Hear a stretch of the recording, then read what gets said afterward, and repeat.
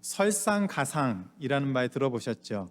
눈 위에 서리가 내렸다라는 그런 용어입니다. 어려운 일이 연거푸 계속해서 아니면 같은 때에 한꺼번에 발생하는 것을 일컬어서 설상가상이라고 합니다.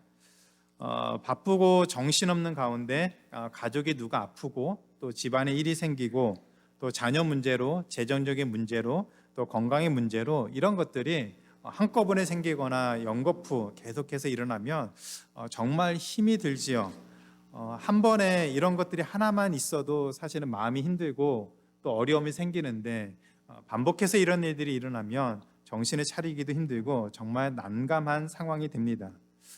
2주 전에 제 앞집에 사시는 그 미국 할머니를 만나서 어떻게 지내시는지 잠깐 안부를 나눴습니다. 근데 그 할아버지가 신장 투석을 하시느라고 병원에 입원하셨는데 연세도 있으시고 해서 상황이 많이 안 좋으시다라고 하시면서 온몸이 부었고 병원에서 어떻게 치료가 될지 모르겠다. 또 치료가 되어서 퇴원을 하더라도 등치가 워낙 크시기 때문에 아마 요양원에 보내야 되지 않을까 이제 그런 얘기를 하시더라고요. 그러면서 하시는 말씀이 I don't like this situation, but this is life. 이런 상황을 좋아하진 않지만 이게 삶인 것 같습니다. 이런 얘기를 하시더라고요. 안타깝게도 지난주 화요일 날 또 할아버님이 돌아가셨어요. 그래서 가서 인사 나누면서 위로해드리고 했는데 참 마음이 많이 안타까웠습니다. 삶이 참 녹록하지 않은 것 같습니다. 우리가 생각한 것, 계획한 것들이 우리가 원하는 데 일어나는 것보다는 자꾸 다른 상황이 펼쳐지기도 하고 예상치 못한 일들이 일어나서 마음도 힘들고 좀 이렇게 정신적으로도 많은 어려움을 겪게 되는 것 같습니다. 더군다나 요즘 우리 주변에서 또 세계에서 일어나는 많은 일들을 들어보면 참 이렇게 부정적인 그런 상황들도 생각해 볼 수밖에 없고 또 이해할 수 없는 그런 상황들로 인해서 마음의 두려움과 또 앞으로 우리가 어떻게 살아야 될지 염려들이 되는 것들이 사실입니다. 아마 청년들도 앞으로 진로를 놓고서 고민할 때 앞으로 이 세상이 어떻게 변화가 될지 예측하지 못해서 염려하는 부분들이 많이 있을 것 같습니다.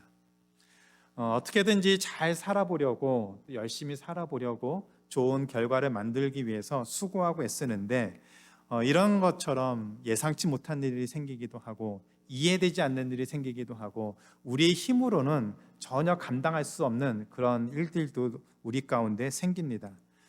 그러다 보니까 삶이 점점 고단해지고 어려움이 생기는 것 같습니다. 좀 전에 말씀드렸던 그 앞집 할머니의 말씀처럼 이것이 인생입니다. This is life. 그렇다면 우리는 이런 인생을 어떻게 살아야 될까요? 여러분 그런 인생에 대한 답이 있으십니까? 어떻게 살면 그런 험악한 어려운 인생을 그래도 좀 수월하게 살 수 있겠다라는 그런 답이 있으십니까? 오늘 우리가 읽은 말씀에 나오는 이 하박국도 설상가상의 시대를 살았습니다. 사회적인 악이 부패가 만연했고 그로 인해서 정말 잘 살아보려는 사람들은 점점 더 고통 가운데 살았고 아무리 호소를 해도 아무리 길을 찾으려고 해도 방법이 없어서 어떻게 살아야 될지 모르는 가운데 고통 가운데 살았습니다. 게다가 나라도 점점 기운이 다해서 멸망의 위기에 처했습니다. 설상가상, 절체절명의 위기 가운데 이 하박국은 어떻게 살았을까요?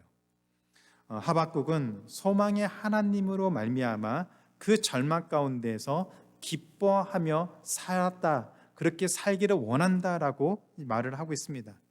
설상가상의 상황에서 하나님이 그 하박국에게 유일한 소망이었다라고 얘기를 하고 있습니다.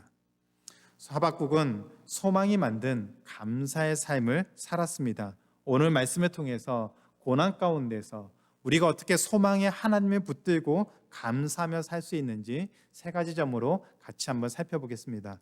첫 번째는 소망의 하나님으로 인해 감사하는 삶은 하나님의 부재를 경험할 수가 있습니다. 소망으로 인해서 감사하는 삶을 살다 보면 우리는 하나님의 부재, 하나님이 안 계신 것 같은 그런 생각들을 하면서 살 수가 있습니다. 신앙은 하나님을 믿는 것입니다. 신앙이라고 하는 것은 하나님이 존재한다는 것을 확신하며 사는 것을 우리는 신앙이다, 믿음이다라고 말합니다. 그런데 하나님이 주시는 그 감사한 삶을 누리기 위해서 또 그런 삶을 살다 보면 오히려 우리는 하나님이 안 계신다는 것을 경험하고 또 그것에 대한 갈등과 고민을 하면서 살 수 있습니다. 말이 참 이상하죠. 우리는 하나님이 살아계신 것을 확신해야 신앙생활을 잘한다라고 생각하는데 살다 보면 하나님이 계신 것인지 하나님이 정말 존재하는 것인지조차도 의심이 들 때가 있습니다. 하나님이 없는 것은 아닌가. 그런 고민과 그런 갈등을 통해서 우리는 오히려 하나님을 만날 수 있습니다. 설상가상의 상황에서 울부짖었던 그 하박국의 고민에 대한 그 답이 바로 여기에서부터 시작을 합니다. 하박국이 알고 있는 하나님은 공의의 하나님이십니다. 정의의 하나님이십니다. 불의를 하나님이 가만두지 않으십니다. 그렇게 죄를 미워하시고 소외된 자, 약한 자를 돌보시고 의로운 자에게 은혜 베푸시기를 기뻐하시는 분이 바로 하나님이셨습니다. 그런데 하나님이 통치하시는 유다가 불의가 판을 치고 악이 모든 곳에 도처에 있고 고통을 당하고 의로운 사람들이 그래도 순진하고 그래도 말씀 붙잡고 살려고 하는 사람들이 고통 가운데 있는 그 상황들을 보면서 도대체 하나님의 공의가 하나님의 의로우심이 어디 있는가 그렇게 외칠 수밖에 없었습니다. 그래서 하박국은 하나님께 절망하듯이 울부짖었습니다. 그것이 하박국 1장 2절에 있습니다. 여호와여 내가 부르짖어도 주께서 듣지 아니하시니 어느 때까지니까 내가 강포로 말미암아 외쳐도 주께서 구원하지 아니하시나이다. 하나님, 이게 정말 말이 됩니까? 이렇게 사는 모습들이 말이 됩니까? 하나님이 살아계신다면 이런 악과 이런 죄악된 모습들이, 이런 불의가 반드시 사라져야 되는 것 아닙니까? 그런데 왜 하나님이 살아계신데, 공의 하나님이 존재하시는데 왜 이런 일이 없어지지 않습니까? 절망하듯이 하나님을 찾고 찾았습니다. 불러도 대답하지 않으시는 하나님에게 계속해서 부르고 울부짖으면서 나아갔습니다. 그런 가운데 절망과 좌절이 이 하박국에게 점점 더 커졌습니다. 어떻게 하나님이 살아계신다면서 악인이 판에 치는 이런 현실 속에서 하나님은 묵묵히 가만히 보고만 계십니까? 가난하고 의로운 사람들이 핍박을 받는데 어찌하여 하나님은 아무 일도 하지 않고 그냥 바라만 보는 것처럼, 그래서 하나님이 없는 것처럼 그렇게 생각하게 만드십니까? 우리도 살아가면서 한두 번쯤은 이런 고민들 하게 되죠. 여기 계신 분이 신앙이 좋아서 그런 고민을 안 하시는지 모르겠는데 저는 고민 많이 합니다. 하나님, 도대체 우리가 살고 있는 이 세상이 어떻게 이렇게 악하게 이런 모습으로 가고 있는데 하나님 가만히 계십니까?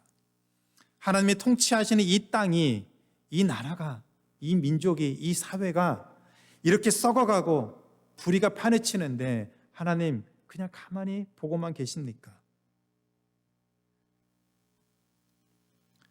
지금까지 우리 모습들을 보면 그래도 앞만 보면서 그냥 가족들 건사하고 그래도 나쁜 짓 안 하고 열심히 살면서 다른 사람들에게 해끼치지 않고 그렇게 열심히 수고하면서 살아왔는데 좀 안정될 만 하니까 어려운 일이 터지고 사기 당하고 그것 때문에 힘들어서 고통 가운데 절망하고 그런 모습들이 우리 안에 보여지게 됩니다. 막상 어려운 일들을 넘은 것 같은 그런 상황이 되어버려서 이제는 좀 먹고 살만하고 좀 안정적으로 살만하다고 할 때에 몸에 이상이 생기고 또 여러 가지 가정에 문제가 생기고 또 관계에 문제가 생기고 건강에 문제가 생겨서 그것 때문에 또 좌절하고 절망하는 그런 모습들이 있습니다. 그러면 누가 시키지 않아도 우리는 하박국처럼 하나님께 기도할 수 있습니다.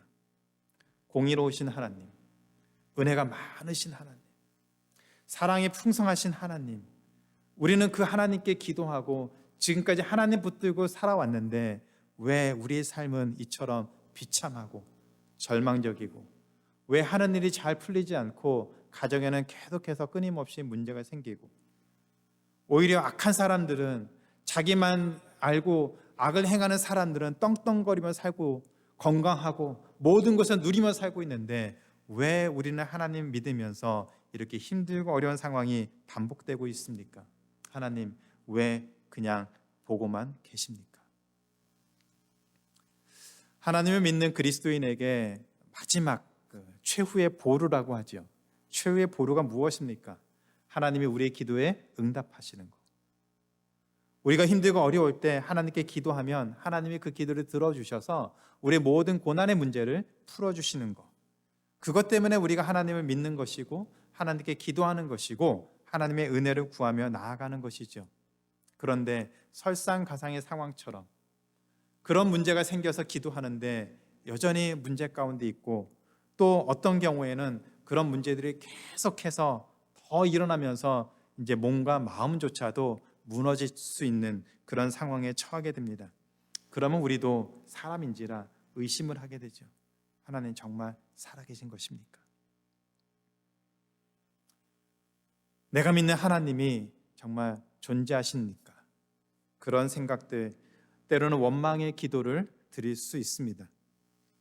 이처럼 너무 힘들고 어려워서 마치 하나님이 없는 것처럼 느껴지는 하나님의 부재, 하나님이 안 계신 것 같다고 하는 그런 마음이 드는 것, 그런 갈등과 고민을 가지고 있다고 해도 우리가 반드시 기억할 것은 포기하지 말고 기도해야 됩니다.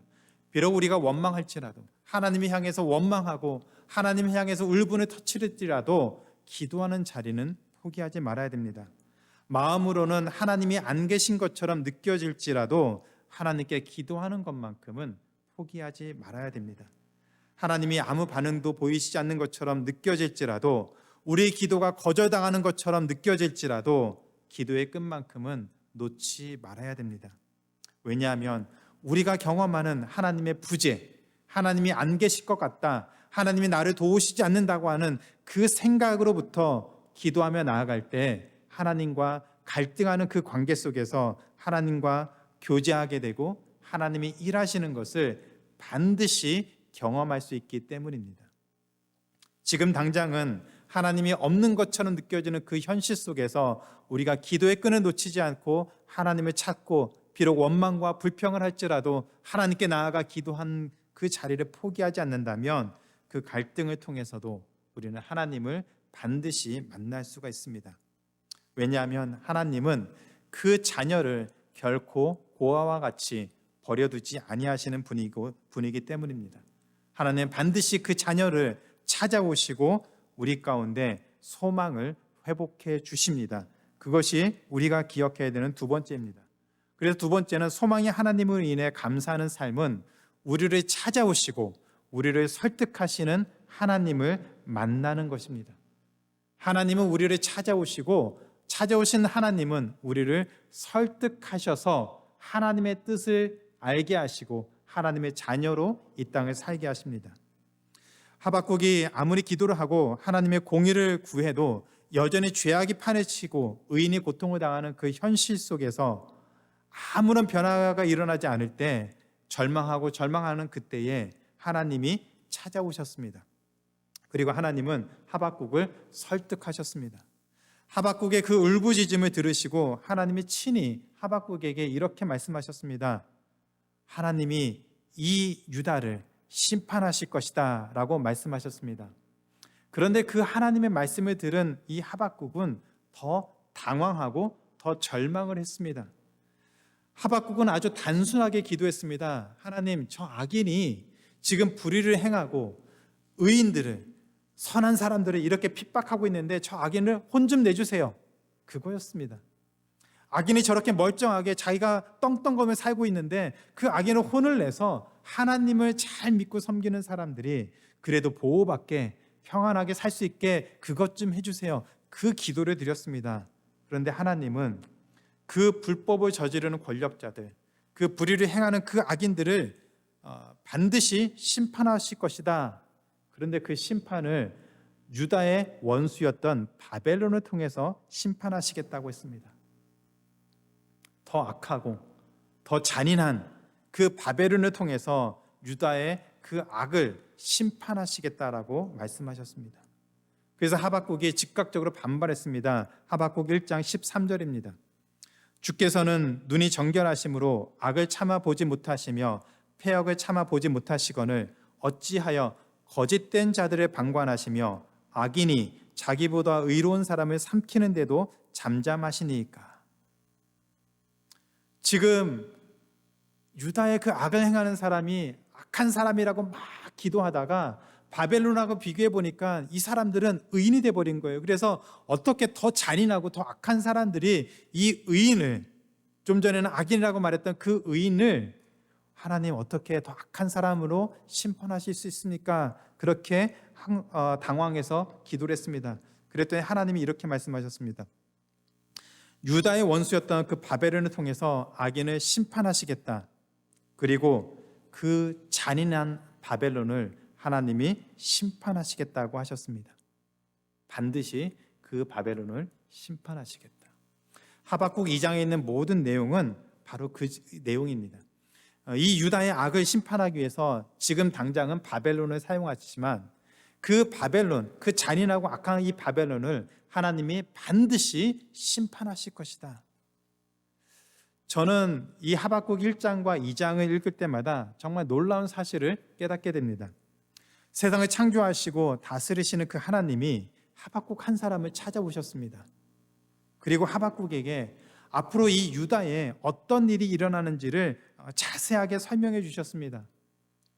마치 창세기에서 소돔과 고모라를 심판하기 위해서 하나님이 이 땅에 오셨을 때에 아브라함에게 이 소돔과 고모라에서 어떤 일이 있을지, 하나님이 어떻게 심판하실지 다 설명하면서 그 아브라함에게 설득하셨던 것처럼 하나님은 이 하박국을 찾아와서 모든 것을 다 설명해 주시고 이 하박국을 설득하셨습니다.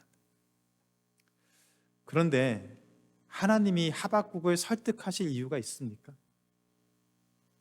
창조주 하나님이 피조물인 인간을 설득해서 내가 이거를 하려고 하는데 좀 이해해 줘라. 내가 이거를 하려고 하는데 너 좀 도와줘라. 그렇게 하실 이유가 있습니까? 그럴 이유가 없습니다. 하나님이 하박국의 동의를 구할 필요도 없습니다. 하나님의 뜻이 정해졌다면, 하나님이 계획하셨다면 그 뜻을 그대로 이루시면 되는 것이죠. 굳이 사람의 피조물의 동의를 구할 필요가 없습니다. 그럼에도 불구하고 하나님은 하박국을 찾아오셔서 하박국에 설명하시고 그 하박국을 설득하셨습니다. 왜 그러셨을까요? 하박국이 이 모든 것을 통치하시고 다스리시는 그 하나님을 믿고 그 하나님의 뜻이 이 땅 가운데 이루어지기를 하박국이 간절히 소원하고 원하는 그 모습으로 반응하기를 기대하셨기 때문입니다. 우리가 지난주에 불렀던 찬양처럼 또 오늘 같이 함께 부를 찬양인데 오직 예수뿐이네. 그 찬양 가사에 이런 구절이 있습니다. 하나님의 크신 계획 다 볼 수도 없고 깨달을 수도 없는 그것이 바로 우리의 인생입니다. 우리 힘으로는 아무것도 할 수 없는 것, 우리 힘으로는 아무리 발버둥 쳐도 다 해결할 수 없는 것, 그것이 우리 삶이죠. 17년 전에 제 아버지가 위암으로 돌아가셨습니다. 그때 참 힘들었습니다. 그 사실을 받아들이기가 너무나도 힘이 들었습니다. 정말 간절히 기도하면서 하나님이 능력을 베풀어 주셔서 아버지의 위암을 고쳐주시기를 기대했습니다. 하나님께서 아버지의 생명을 좀 더 연장해 주셨으면 얼마나 좋았을까 수도 없이 생각하고 기도했습니다. 그러나 하나님의 뜻이 달랐습니다. 지난주에 함께 나눴던 제 친구 목사님의 그 막내딸의 그 죽음도 정말 이해하기 힘들었습니다. 그 과속차가 조금만 비껴나갔어도 그 아이가 살아날 수 있었을 텐데 정말 하나님이 계획하시고 하나님이 섭리하시는 것들이 때로는 우리가 그것을 받아들이기도 힘들고 이해하는 것도 너무나도 힘이 듭니다. 그래서 지난 시간들을 돌아보면 그런 하나님의 섭리 가운데 노출되었던 그런 힘들고 답답한 시간들이었습니다. 아마 하박국도 마찬가지였던 것 같습니다. 하나님의 그 계획을 이해하기가 너무나도 힘들었겠죠. 어떻게 그 의인을 핍박하는 그 악인을 좀 혼 좀 내달라고 했는데 더 잔인한 그 바벨론을 사용해서 이 유다를 쑥대밭으로 만든다고 하는 그 하나님의 계획, 섭리, 그 뜻을 하박국이 받아들이기가 너무나도 힘이 들었습니다. 그러나 하박국은 자신을 친히 찾아오시며 말씀하시는 하나님을 만났고 그 하나님의 뜻을 마침내 받아들였습니다. 이해해서 그 사실이 기뻐서 받아들인 것이 아니라 하나님의 뜻이 정해졌으니 그 일을 통해서 하나님이 행하실 것을 기대하기 시작했습니다. 하박국 선지자를 찾아오셔서 만나주시고 설득하셨던 그 하나님이 우리의 삶을 그냥 지나쳐 가실까요? 아니죠. 제 삶에도 찾아오셨고 저를 설득하셨습니다. 그리고 여러분의 삶에도 찾아오시고 설득하십니다. 물론 하박국이나 우리나 아직 해결되지 않은 상황들이 남아 있습니다. 여전히 문제는 있고 어려움도 있고 답답함도 있고 절망도 있습니다. 아침에 눈에 뜨는 것조차 버거울 정도로 그런 어려운 현실이 우리를 기다릴 수 있습니다. 그럼에도 불구하고 하나님이 이미 우리를 위해서 일을 시작하셨다는 것을 기억하시기 바랍니다. 이 모든 상황 가운데서도 우리가 절망 가운데 답답해서 하나님 앞에 울부짖는 그 상황 가운데서도 하나님은 우리를 위해서 친히 일을 시작하셨다는 사실을 기억하시기 바랍니다. 사도 바울이 빌립보서 4장 13절에서 이런 고백을 합니다. 내게 능력 주시는 자 안에서 내가 모든 것을 할 수 있습니다. 내게 능력 주시는 자 안에서 내가 모든 것을 할 수 있습니다. 이 말은 우리가 슈퍼맨이 되어서 어떤 상황 가운데서도 그것에 다 감당하고 무찌를 수 있는 그런 사람이 되었다는 말이 아닙니다. 그 앞절에 보면 오히려 사도 바울은 자신의 연약한 가운데서도 하나님의 인도하심이 어떤 것이었는지를 고백하고 있습니다. 같이 한번 읽어보겠습니다. 빌립보서 4장 12절입니다. 시작. 내가 비천에 처할 줄도 알고 풍부에 처할 줄도 알아. 모든 일 곧 배부름과 배고픔과 풍부와 궁핍에도 처할 줄 아는 일체의 비결을 배웠습니다. 잘 살 때만 하나님과 함께 했다라고 고백한 것이 아니라 힘들고 어려움이 있어도 그 가운데서도 하나님이 주시는 힘을 의지해서 견디고 이겨낼 수 있었습니다라고 고백하고 있었습니다. 그래서 사도 바울은 자신에게 능력 주시는 자 안에서 하나님 안에서 어떤 상황 가운데서도 이제는 견딜 수 있게 되었습니다. 모든 삶이 풀리고 좋은 일이 있을 때만 하나님 감사합니다라고 한 것이 아니라 때로는 예상치 않은 일을 당하고 비천과 궁핍에 처할 때에도 하나님으로 말미암아 견딜 수 있는 법을 배웠다. 또 그렇게 살아왔다라고 고백을 하고 있습니다. 바울처럼 우리 역시 우리를 찾아오신 하나님을 만날 때 하나님이 주시는 그 은혜를 우리도 누릴 수 있습니다. 그리고 그 은혜 때문에 우리를 찾아오시는 하나님, 그리고 우리를 설득하시는 그 하나님 때문에 우리 상황 가운데서도 견디며 하나님을 바라보며 살아갈 수가 있습니다. 그것을 위해서 예수님도 우리와 늘 함께 하시겠다라고 고백했습니다. 우리 같이 요한복음 14장 18절을 한번 읽어보겠습니다. 시작. 내가 너희를 고아와 같이 버려두지 아니하고 너희에게로 오리라. 예수님이 우리를 이 땅에 홀로 남겨두고 하늘로 올라가서 자 이제 너네끼리 알아서 살아라고 말씀하신 것이 아니라 내가 너희를 고아와 같이 남겨두지 아니하고 너에게 부모가 있다는 것을 하나님 아버지가 있다는 사실을 반드시 기억하고 살 수 있도록 하시겠다라고 약속하셨습니다. 그 하나님이 우리를 결코 버리지 아니하시고 우리를 찾아오시고 그리고 우리를 설득하셔서 하나님의 그 놀라운 뜻 가운데 우리를 걸어가게 하도록 하신다라고 약속하셨습니다. 우리를 향한 하나님의 그 사랑, 이 약속보다 더 강하고 더 놀라운 표현이 있겠습니까? 우리를 고아와 같이 버려두지 아니하신다고 약속하신 그 하나님의 그 약속보다 우리에게 더 소망이 되고 우리에게 더 힘이 되는 그 약속이 있겠습니까? 아니죠. 기억하시기 바랍니다. 아무리 힘들고 어려운 일이 있어도 우리는 혼자가 아닙니다.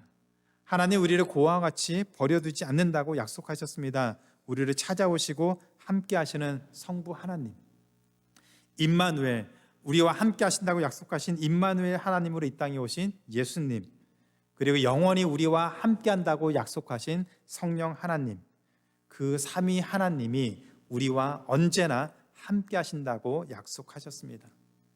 그래서 이 사실을 기억해야 됩니다. 언제요? 우리가 절망 가운데 처했을 때, 우리 삶이 우리가 생각한 것처럼 풀리지 않을 때에도 삼위 하나님이 우리와 함께 하셔서 우리를 지키시고 보호하실 것을, 하나님의 그 놀라운 뜻을 이루기 위해서 하나님이 지금도 일하고 있다는 그 사실을 기억하고 담대하게 살아야 될 줄로 믿습니다. 그래서 이 사실을 기억하셔서 우리를 찾아오신 하나님, 그리고 우리와 함께 하신 하나님, 그리고 우리를 설득하셔서 하나님의 뜻 가운데 서게 하시며 인도하시는 그 하나님을 바라보면서 담대하게 살아갈 수 있는, 또 주어진 삶 속에서 감사할 수 있는 우리 모두가 되기를 주님의 이름으로 축원합니다. 세 번째, 소망이 하나님으로 인해 감사하는 삶은 하나님이 주신 소망을 붙잡는 것입니다. 소망을 통해서 우리가 감사하며 살기 위해서는 소망의 근원 되시는, 소망을 주시는 하나님을 붙잡고 살아야 됩니다. 바벨론에 의해서 유다의 불의와 죄를 심판하신다는 그 말씀은 유다가 멸망을 당한다고 하는 얘기였습니다. 오늘 요즘에 러시아와 그 우크라이나의 전쟁, 또 이스라엘과 하마스의 그 전쟁을 보면서 이 전쟁이 얼마나 끔찍한지, 수많은 사람들이 얼마나 고통 가운데 처해 있는지 너무나도 생생하게 우리가 보고 있습니다. 옛날에는 그 사진 같은 걸로, 오래된 필름으로, 아니면 영화를 통해서 그냥 대략적으로만 알았는데, 요즘에는 이런 그 기계들이나 이런 것들이 너무나도 발전해서 전쟁을 마치 게임하듯이 그 상황들을 너무나도 적나라하게, 사람이 죽어가는 그 현장이 정말 장난하는 것처럼 보일 정도로 그런 모습으로까지 잔인하게 보여주고 있습니다. 하박국이 들었던 그 모습이 그런 모습이었습니다. 바벨론의 유다를 멸망시키면 이 유다의 모습이 처참하고 아무것도 남지 않는 그런 모습이라고 했습니다. 그것이 하박국 3장 16절과 17절에 표현되어 있습니다. 내 창자가 흔들렸고 입술이 떨리고 뼈가 썩어 들어가는 그 두려움과 고통이 있습니다. 전쟁으로 인해서 삶의 모든 기반이 완전히 무너지고 외양간에는 소가 없고 나무는 있지만 열매가 없고 전쟁으로 인해서 하나도 남은 것이 없는 그런 처절하고 파괴된 현실이 뻔했습니다. 그러면 처음에 하박국이 하나님께 원망하며 불평해하고 기도했던 그 상황보다 더 낙심하고 더 절망하고 자포자기하는 것이 맞지요. 그런데 하박국은 18절에서 이렇게 고백하고 있습니다. 우리 같이 한번 읽어볼까요? 시작. 나는 여호와로 말미암아 즐거워하며 나의 구원의 하나님으로 말미암아 기뻐하리로다. 미치지 않고서는 상식적으로 이런 고백을 할 수가 없습니다. 안 그렇습니까? 처음에 말했던 그 원망했던 그 상황과는 비교가 되지 않는 상황입니다. 모든 것이 다 망하고 멸절하고 파괴되고 남는 것이 하나도 없는 상황이 된다라고 했습니다. 그것을 충분히 예상할 수 있습니다. 그런 극한 고통이 처해지면 정신이 나가는 것, 그것이 오히려 당연한데 하박국은 그런 상황이 뻔한 상황 속에서 오히려 기뻐한다라고 했습니다. 그런 하박국이 미치지 않은 것이라면 다른 이유가 있겠죠. 19절에 그 이유를 이렇게 설명합니다. 주 여호와는 나의 힘이시라. 주 여호와는 나의 힘이시라. 그 하나님이 우리를 구원하실 것입니다. 상황이 좋아져서 안도하는 것이 아니었습니다. 기뻐하는 것이 아니었습니다. 여전히 상황은 좋지 않고, 아니 더 안 좋아지고 더 처절해지고 더 나빠졌습니다. 그런 현실을 애써 부인하면서 나는 그런 거 몰라, 그냥 좋게만 생각할 거야, 그렇게 말한 것도 아니었습니다. 그 상황이 얼마나 어려운지 절망적인지 분명히 알고 있었습니다. 그럼에도 불구하고 즐거워하고 기뻐한다고 했습니다. 그 이유는 하나님 때문이었습니다.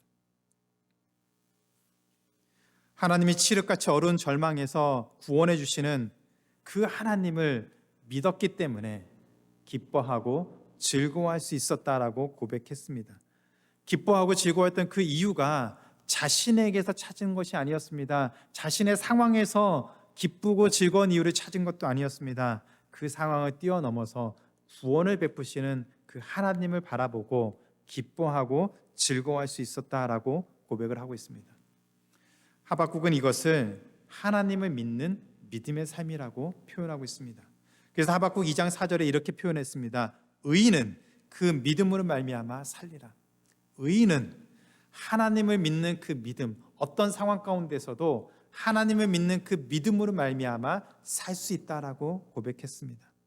하나님이 그 백성들을 지키시고 보호하시는 것, 두렵고 절망적이고 떨리는 그런 상황 가운데서도 하나님이 살아계시고 그 백성들을 지키시고 보호하시는 그 하나님, 그리고 마침내 구원을 이루시는 그 하나님을 믿음으로 말미암아 힘이 생기고 그 절망을 보면서도 감사할 수 있고 기뻐할 수 있었다라고 고백하게 되었습니다.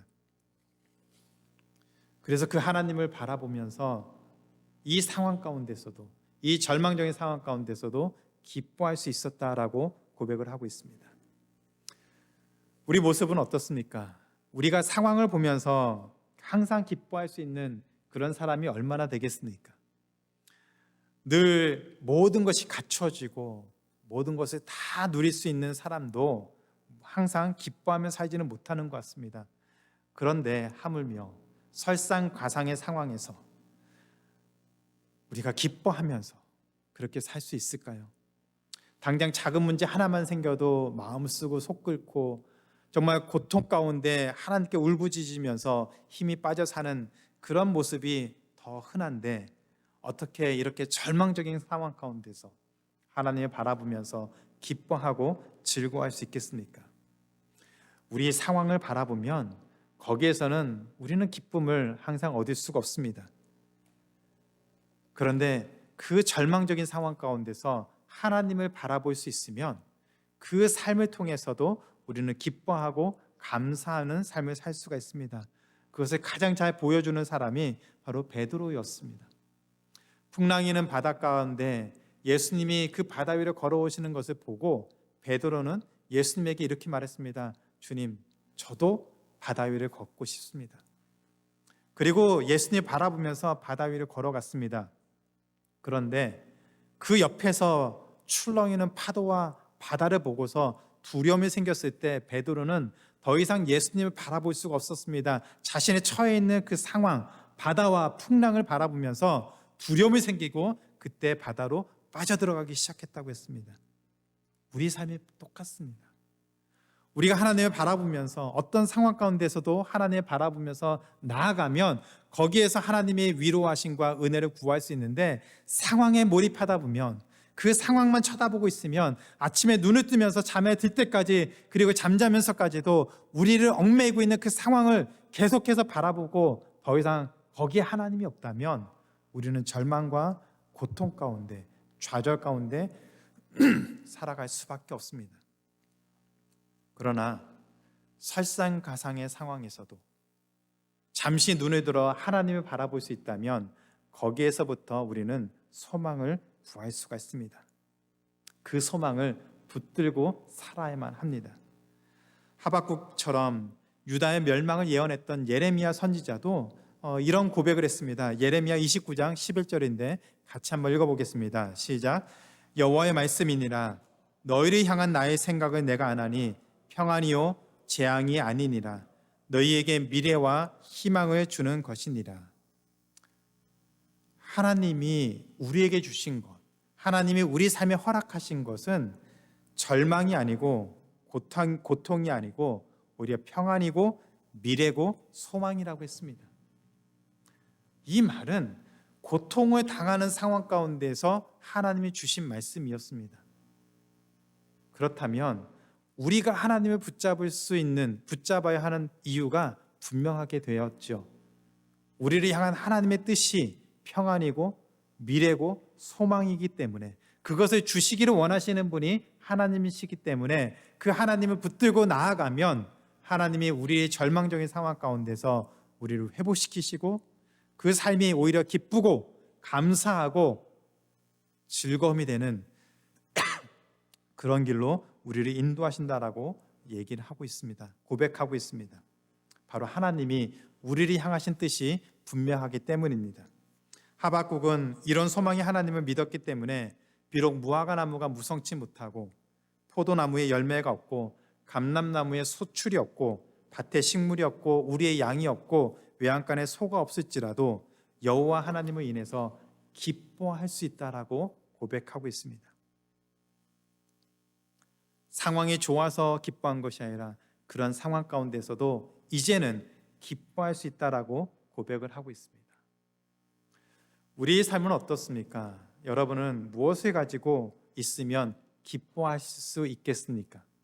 우리 손에 무엇이 주어지면 우리도 감사하고 기쁘고 미래에 대해서 걱정 없이 살 수 있겠습니까? 돈을 어느 정도 벌고 또 연금도 좋은 거 들고 건강보험도 좀 해결하고 그런 모든 베네핏들을 다 갖추면 우리 안에 기쁘고 감사가 늘 넘치면서 살 수 있겠습니까? 오히려 그것이 우리를 하나님께로 나아가지 못하게 만드는 것은 아닐까요? 우리는 근본적으로 그것을 믿고 있으면 하나님을 의지하지 못합니다. 오히려 그것 때문에 하나님을 더 의지하지 못하는 현실을 더 알게 되죠. 코로나 팬데믹을 겪으면서 인간이 가지고 있는 기술과 과학과 지식과 모든 재능들이 너무나도 연약하고 너무나도 우리에게 도움이 안 된다는 것들도 절실하게 알고 경험하고 있습니다. 그 작은 바이러스 하나에도 속수무책으로 당할 수밖에 없는 그런 연약한 존재가 우리라는 것도 다 경험하고 있습니다. 그런 우리가 세상을 살아가기 위해서 갖추기 원하는 것, 그것들이 다 있으면 기뻐하고 안전하게 살 수 있을까요? 오히려 그 상황 속에서 소망이 하나님을 붙들고 살아가는 것이 우리에게 더 감사의 제목이 되지 않을까요? 한 해를 돌아보면서 하나님 우리에게 주셨던 많은 감사의 제목들을 또 기쁨의 소원 그 상황들을 함께 돌아봤으면 좋겠습니다. 우리가 늘 감사할 수 있는 상황은 아니었을 것 같습니다. 그러나 그런 상황 가운데서도 하나님 우리를 지키시고 인도하셨기에 오늘 우리가 이 자리에 나와 예배드리고 있습니다. 하나님 우리를 향한 뜻이 분명하게 있기에 우리는 하나님을 바라보면서 나아갈 때 하나님이 주시는 소망의 삶을, 기쁨의 삶을, 구원의 삶을, 즐거운 삶을 누릴 수가 있습니다. 그 소망이 하나님을 붙들고 주어진 삶을 감사하며 살 수 있는 우리 모두가 되기를 주님의 이름으로 축원하며 기도합니다. 이제 말씀 맺겠습니다. 저를 포함해서 많은 사람들을 돌아보면 하나님의 뜻을 모두 이해해서 순종하는 사람은 없는 것 같습니다. 하나님의 뜻을 받아들여서 순종해서 이해해서 하나님에게 순종하는 사람은 없습니다. 오히려 구원을 베푸시는 그 하나님을 믿기 때문에, 우리를 구원하신 그 하나님을 믿기 때문에 이해가 되지 않는 상황에서도 우리는 순종하고 기뻐하는 삶을 살 수가 있습니다. 찰스 스윈들 목사님이 하나님의 뜻에 담긴 신비라는 책을 썼는데 이 책에는 아주 가슴 아픈 사연들이 너무나도 많이 있습니다. 그 책을 읽고 어떤 젊은 남자가 이런 얘기를 했습니다. 그리스도인이 된다는 것은 참 비참한 것 같습니다. 하나님을 믿어도 이런 어려운 일들이 반복해서 일어나는 것을 보면서 그리스도를 믿는다는 것이 무슨 의미인지 모르겠습니다. 그런 얘기를 했습니다. 그러면서 그는 하나님이 살아계신지 자신은 잘 모르겠습니다. 그런 얘기를 했습니다. 어쩌면 그 고백이 많은 사람들에게 공감이 될지도 모르겠습니다. 우리에게 일어나는 모든 일들, 그것을 우리의 지식과 경험으로 다 이해할 수 없습니다. 속상하기도 하고 절망이 들기도 하고, 그래서 우리 주변에 있는 모든 이들을 이해하지 못한다고 우리가 하나님이 없다라고 말할 수 있을까요? 우리가 원하는 모습으로 모든 일들이 풀리지 않는다고 하나님이 아무 일도 하지 않는다, 그렇게 말할 수 있을까요? 오히려 우리는 하나님이 일하시는 것들을 더 많이 경험하고 고백하고 있습니다. 하박국도 이 사실을 분명히 믿었기 때문에 설상가상의 상황에서도 소망이 하나님으로 인해서 기뻐하고 감사할 수 있었다라고 고백을 하고 있습니다. 따라서 우리도 역시 소망이 하나님을 만나야만 합니다.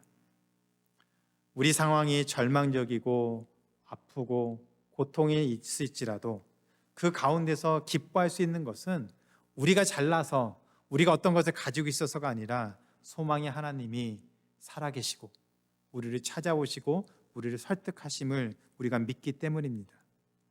오늘 예배드리는 모든 분들에게 이 소망의 하나님이 함께 하시고 또 위로해 주시고 또 회복시켜 주시는 그 은혜가 임하기를 주님의 이름으로 축원합니다.